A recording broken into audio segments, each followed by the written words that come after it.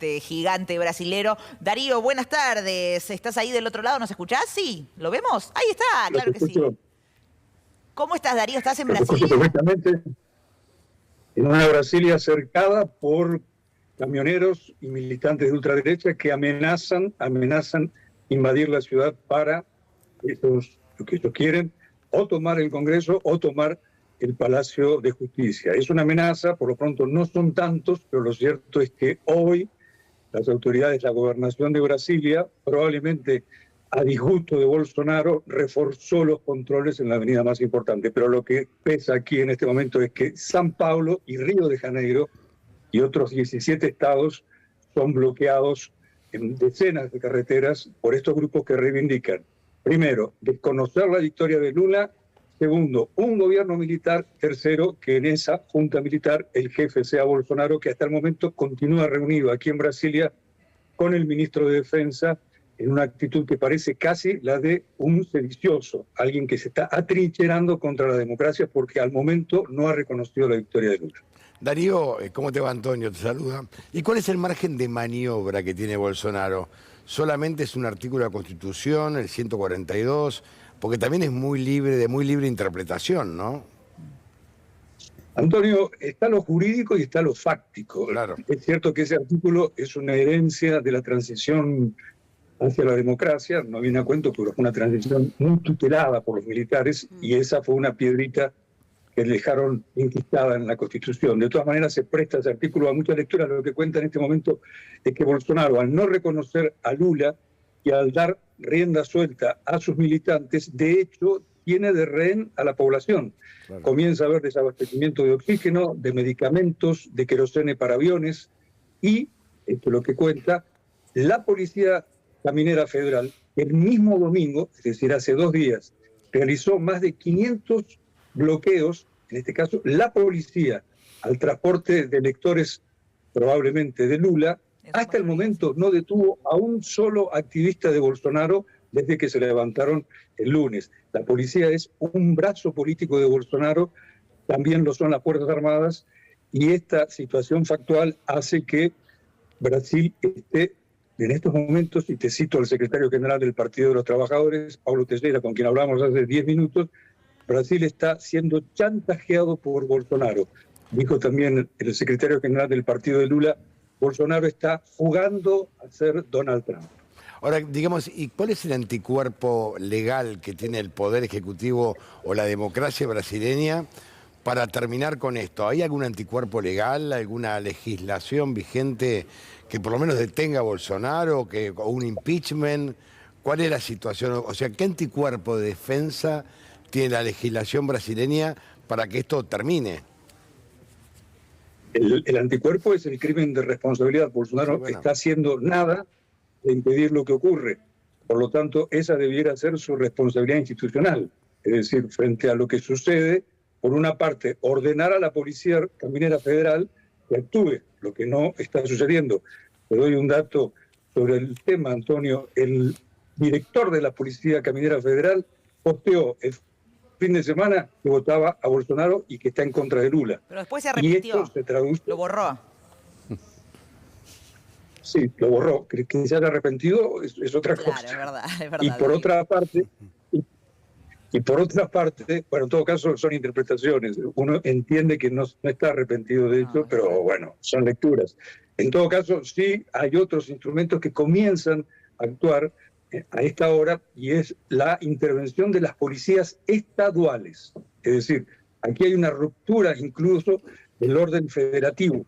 Ante la ausencia de acción de la Policía Caminera Federal, los gobiernos estaduales, por lo menos 3 gobiernos estaduales, los más importantes del país, São Paulo, Río de Janeiro, en este caso con poca voluntad política, y Minas Gerais, donde por otra parte se concentra el 42% del electorado, se comprometieron en la mañana de hoy a que ante la omisión de la policía caminera, las fuerzas de las policías estaduales habrán de actuar. Por lo pronto, ese es un anuncio. No sabemos si se va a cumplir o no. Ahora, también, lo que pasa es que me parece a mí, pero lo consulto con también vos, Gabriel, ¿no? Es que de último se arma un tiroteo entre policías. Sí. Ahora, ¿quién media ahí? ¿El ejército? ¿Y de qué manera puede mediar el ejército? No, las consecuencias pueden ser terribles. Por eso ¿no? estoy diciendo, ¿no? Que esto puede ser algo... Está llevándolo a un abismo el presidente Bolsonaro. O al a lo punto que está límite viviendo de Brasil. tensión, ¿no? Totalmente. Yo le quería preguntar a Darío, porque, ¿qué tal? Darío Gabriel Michi te saluda. Porque estábamos hablando de este silencio, ¿no?, tan llamativo de Bolsonaro, también vos mencionabas recién, ¿no?, si no está generando todo un campo propicio para desconocer el resultado electoral y demás, si también no está negociando algo, negociando impunidad, ¿no? Es una versión que está dando vuelta. Gabriel, buenas tardes. Hay una palabrita que en estos días comienza a correr en ámbitos políticos y en ámbitos jurídicos, que algunos la consideran, la entienden como clave. Se llama pacificación, pero equivale, algunos entienden, al indulto a Bolsonaro y a su clan. Y respecto de una pregunta que hace un instante había quedado formulada por Antonio, la respondo, o en todo caso trato de complementarla. Otro rumor, lo hemos constatado hoy y ayer hablando con fuentes aquí en Brasilia, es que en realidad Bolsonaro está incitando todo esto. Este es un rumor, no es una información. ¿Para qué? Para que ante la falta de acción policial tengamos presente, por otra parte, que muchos de los líderes de las policías estaduales son declaradamente bolsonaristas. Ante la falta de la acción de la policía federal caminera y eventual inacción o falta de entusiasmo de las policías locales, generándose un caos, ¿cuál es la salida que pudiera estar buscando Bolsonaro? Un decreto para que el ejército intervenga. Con esto, el ejército estaría legitimado para actuar. ¿En qué periodo? En el periodo en el que Lula debiera hacer la transición hasta el gobierno que debiera asumir el 1 de enero próximo. Ahí intervienen los tres poderes. Interviene el poder legislativo, el judicial, ante una crisis interna. No se trata de una intervención del ejército en los poderes. Eso pudiera ser si Bolsonaro decreta, hecha mano del artículo 142 de la Constitución. Claro. En este caso, para restablecer el orden, pero de esa forma tendríamos el ejército en todo el país, y siendo el ejército el que, en este caso, actuaría como si fuese una situación de defensa nacional. Claro. Y esto llevaría... Hay que ser muy cauteloso porque estamos hablando de versiones, no de versiones alocadas, mucho menos cuando provienen a partir del escenario que el propio Bolsonaro instaló. Estas versiones dicen que Bolsonaro estaría generando todo esto a fin de tener el pretexto jurídico para que el ejército salga a las calles.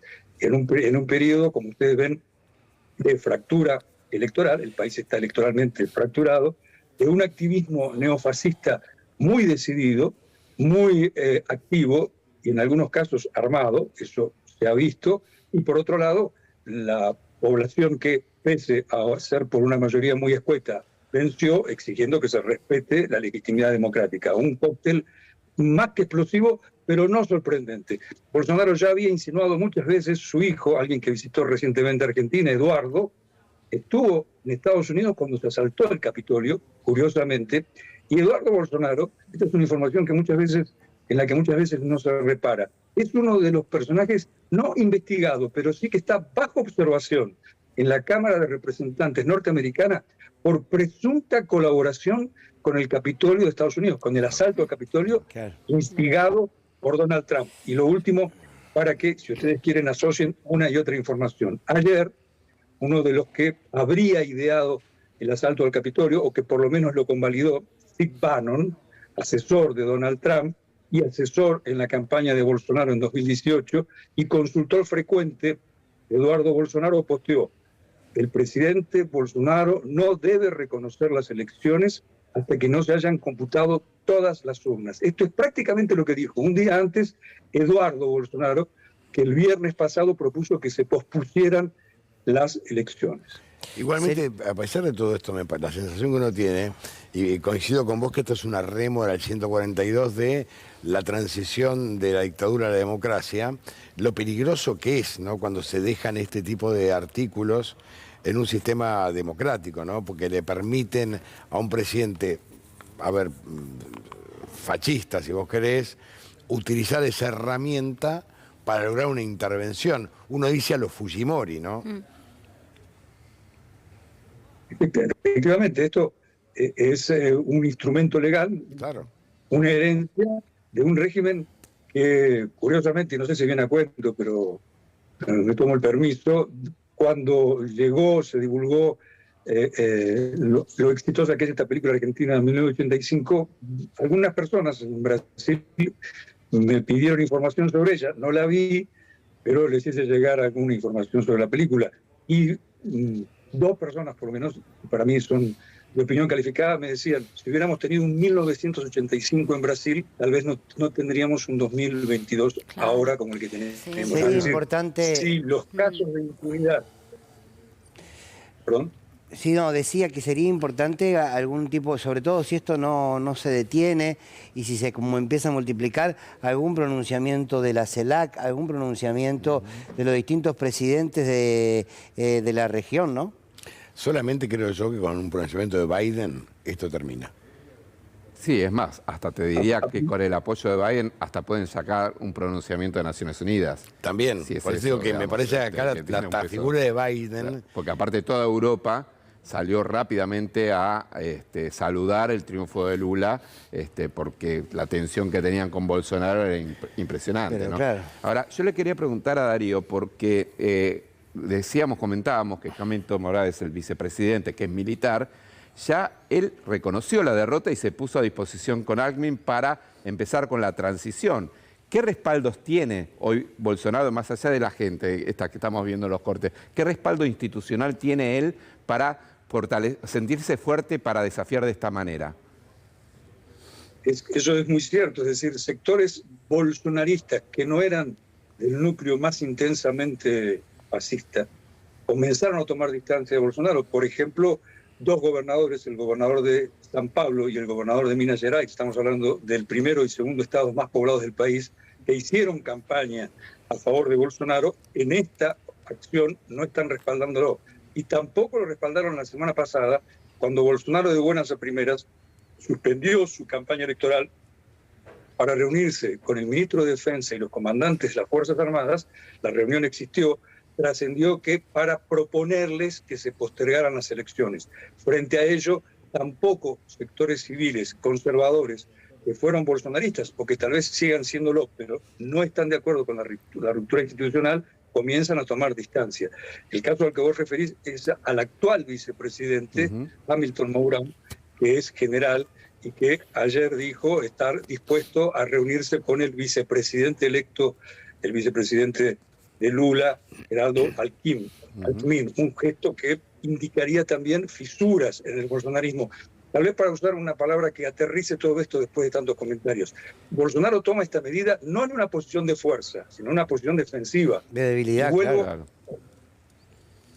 Y retomo esta conversación de recién con el secretario general del Partido de los Trabajadores. Nos decía, Bolsonaro tiene muchos problemas. El primero, o el segundo, o el tercero de ellos se llama 2 de enero, cuando él no tendrá más foros y tiene tantos posibles delitos en sus espaldas. Claro. No, este es un punto clave y también lo peligroso que son este tipo de personajes que llegan al gobierno encaramados en un descontento social, a través de un impeachment y quizás el atentado que lo pudo haber ayudado a que él llegue a la presidencia con un poco más de facilidad, cuando ven que pierden el poder y se dan cuenta que dejaron de tener la suma del poder público.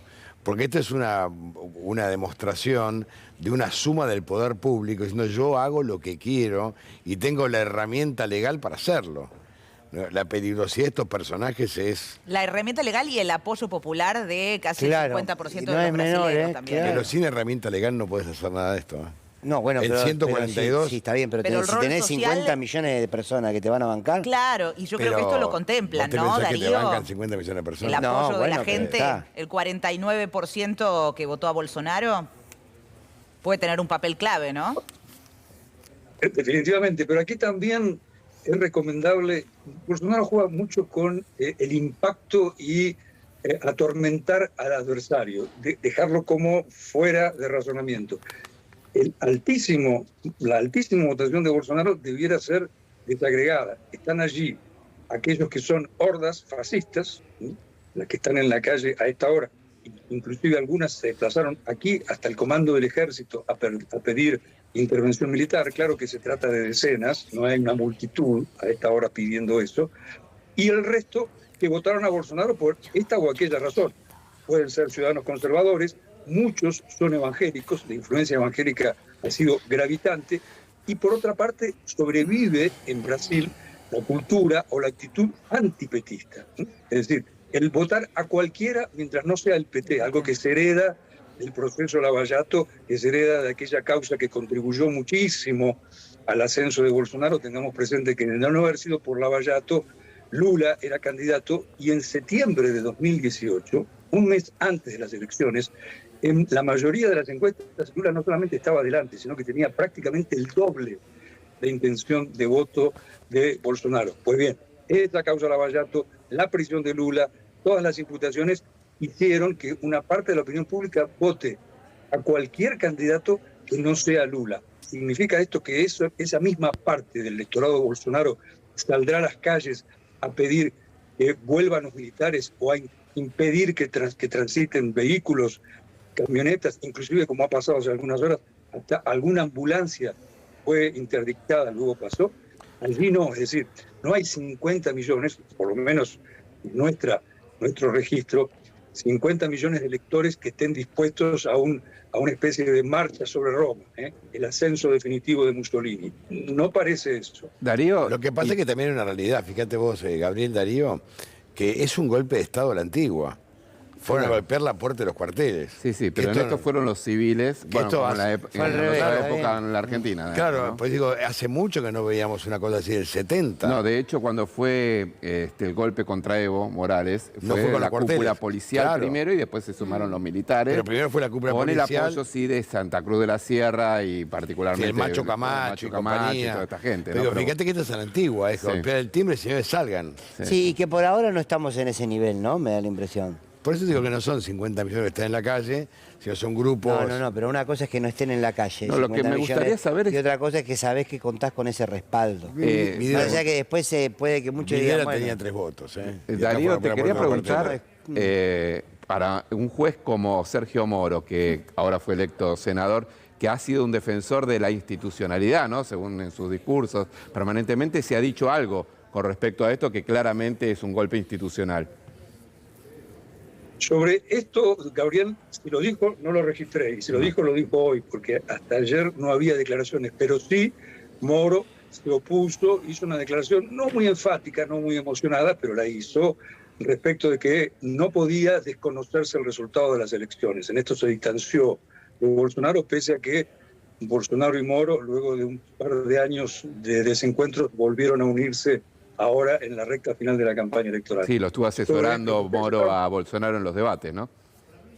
Exactamente, asesorándolo en los 2 debates que tuvieron, que disputaron casi como pugilistas Lula y Bolsonaro. Respecto a lo que ustedes comentaban recién hace un instante, acerca de que esta asonada o estos momentos de incertidumbre institucional tienen alguna marca de las situaciones de los años 70, ciertamente se parecen un poco más, y aquí no hay tantas curiosidades o casos o situaciones aleatorias. Tengan presente, de todos los procesos de ruptura institucional que han habido en los últimos años, ha ocurrido un salto de degradación institucional de lo que fue el golpe contra Dilma, un golpe a la lawfare, un golpe entre parlamentario y judicial, al golpe contra Evo Morales, que fue predominantemente policial pero violento. Y ese golpe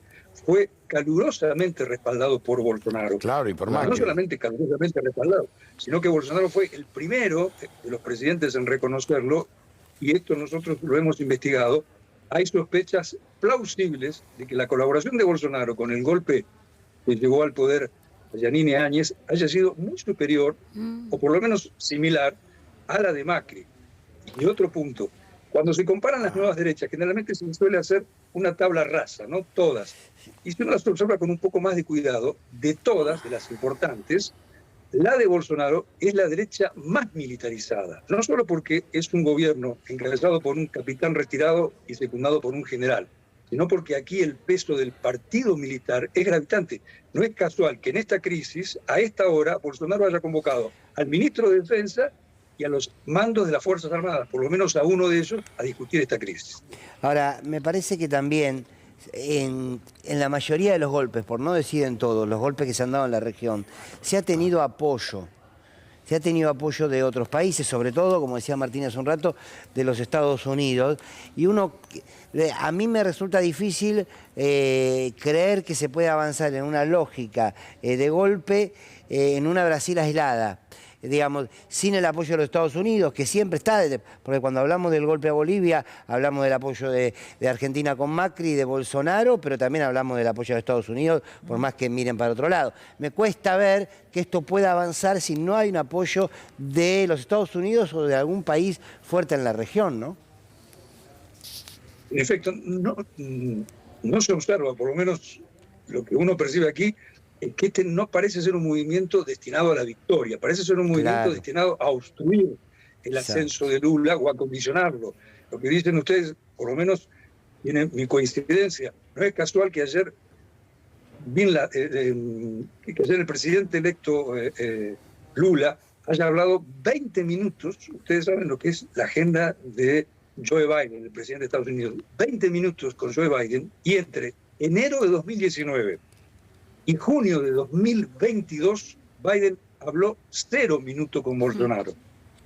Y el primer día que habló con Bolsonaro, que fue en la Cumbre de las Américas en Los Ángeles, fue para decirle, presidente, ¿cómo anda su democracia?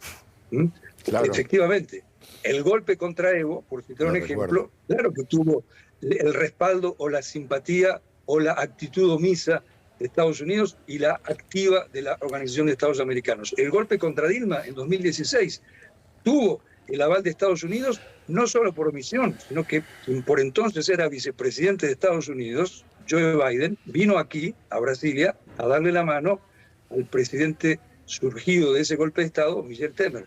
Por cierto, el vacío internacional de Bolsonaro es notable. Darío, ahí hay que decir que también, más allá de que el reconocimiento internacional fue de todos lados para Lula, en el caso de Biden en particular, juega su propio interés político porque Donald Trump salió a respaldarlo abiertamente a Bolsonaro, y es su forma de diferenciarse con su enemigo político número uno, ¿no?